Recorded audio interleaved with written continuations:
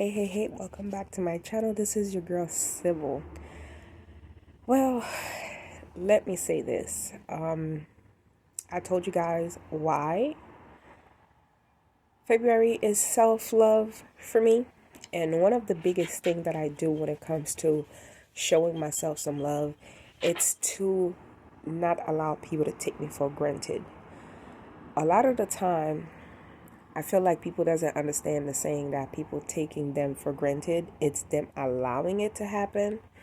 Because a lot of the time we sit there and we get upset, we get angry. However, once we get over the fact, we forgive the person, we go back to that situation and allow it to happen again. And then we expect better from that person and then we get ourselves disappointed. It's like, baby, the first time something happened to you, it's shame on whoever did it. But when it keeps happening, it's your fault because you cannot control what someone do to you or how someone treats you. However, you can deny those people access to you.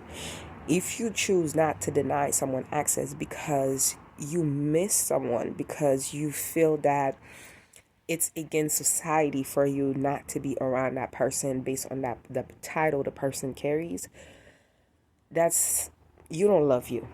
And to be honest, those people will never love you because they can see you don't love you, you don't respect yourself.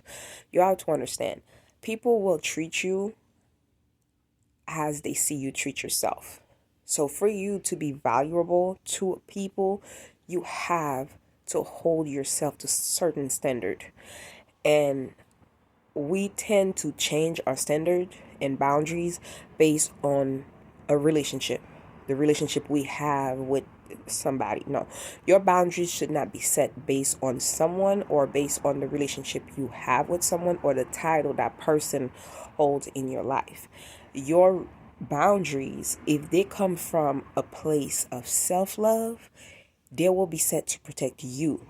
They will be set, you will still be able to care for someone, to love someone, but still hold your ground and not go out of your way to hurt yourself. Loving someone, caring for someone doesn't mean you have to love yourself less. You have to neglect yourself or you have to let yourself go.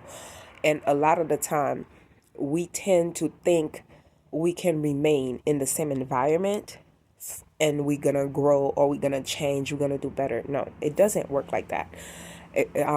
Let's take for an example. If you plant a seed and that seed didn't take because there wasn't enough sunlight or there was too much sunlight or too much shade, whatever it may be, you can plant the seed as much as you want. Every year it will turn into the same results because it's not the seed that's not good. It's actually the environment. All you have to do is move it. If it needs more sunlight, you need to move it to where it gets more sunlight. If it needs less sunlight, you need to move it to there. So your environment does matter because it would be like, okay, if you have one rotten fruit, you didn't want to throw it away, but you went and go get some more at a grocery store and you just add the new one. You wash them, clean them, you just add the new one with that one fruit you have that was no good. I promise you, you come back, all the one that's sitting next to it will get rotten and then it will just gonna keep spreading. That's how that's what it means by having temptation around. You can have willpower all you want, but temptation have its way of creeping. Negativity have its way of creeping on you. Things that I used to do that I don't do anymore, it's whenever someone would go out of their way to ask me for help and ask me to be there for them, I would. I used to. That's why I said I would. However, if I feel like what I gave you or the direction that I'm pointing you to, you always finding an excuse is either, well, Sybil, I don't have the money for it right now. Well, Sybil, I don't have the time for it right now. I have so much going on. I have to wait until you understand how precious time is, or maybe until you get to a position where you like, if I had one more day with my kids, if I had a chance to have one more second with somebody, I will never forget that. I remember my pops called me on Friday. We spoke as usual. We had a long conversation on video calls and stuff like that. And on Saturday, he called me to say he was ready, that he will be there on Monday. He sent me a picture of himself. He sent me a voice note and a picture of himself to let me know that I missed his call on Sunday, that to not forget he will be there Monday morning. He will arrive. We spoke that Sunday night very late. We spoke. I told him to go get some good night's sleep and stuff like that. That morning when he woke up, for him to get on the plane, he sent me and my little sister a text message to let us know he's ready. He's on his way to the airport. At the airport, he had an asthma attack. Unfortunately, I was never able to see him, to hear from him, or anything like that. The only thing I got is the last voice note he sent to me to tell me that he made it to the airport, that he'll see me soon. Time is precious, people.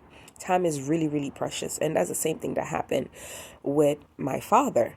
I remember my birthday is April 10th and his birthday was April the 23rd. We spoke on my birthday and his birthday, and I don't know about him, but I know he had already planned for me to come to spend summer with him. And I was so excited. I was counting by the day. When I said I was counting every day we would talk to each other. And I didn't get a chance to talk to him on the 21st of May. And then I remember when I left him a voicemail, I said to him, well, I'm going to school. I will talk to you when I get back. That the 22nd, that would be a Friday. I went to school, and on my way back from school, we spoke on the phone. He's like, oh my God, I can't wait to see you and stuff like that. Unfortunately, on May 23rd, he got into an accident and we never spoke again. So you guys have to treasure the people you have around who cares or who matters. Because you know what? The one thing that's going to happen is, for sure, we all at one day going to die. But when we die, not everybody going to remember us. Not everybody going to get affected by it. Not everybody going to feel the void. And for me, no matter how much someone could do, you can't ever feel the void that my father left, the void that my pops left in my life. I don't care who you are, what you have to offer. You just can't fill these people's shoes, because they were amazing fathers to me. And a lot of the time we give people who doesn't matter, who will not remember us, or we care about the things that we do. We don't do it because we don't want to hurt people feeling. We don't want society to feel some type of way. And we go about our days just by existing. We're not really living. And I promise you, there's a lot of people. We all gonna die, but not all of us learn how to live. Not all of us had the chance to experience what true living is. And until you do everything from a place of love, you're not living. If you're doing something to please someone, that's not living. Everything you do should do from a place of love, from a place of care, from a place of gratitude, from a place of just seeing what that person have to offer and be like, oh my God, I am proud of you. Like, don't see other people as competition. See them as like the environment you want to fuel you, the environment you want to make you feel better. If you want to attract greatness, you have to do what greatness do. And when you see greatness, don't see it as competition. See it as the light you need that's going to reflect in yours to pull you from where you are. Like, there are things that you can do from a place of love. I promise you, that does not mean you need to give up on you or you need to hurt someone's feelings. Be careful what you do, because what you do matters. And the time you spend with other people matters. Just choose who you spend it with and how you spend it, for you to not waste time. Because some days you may wake up and there's no more time. So remember that.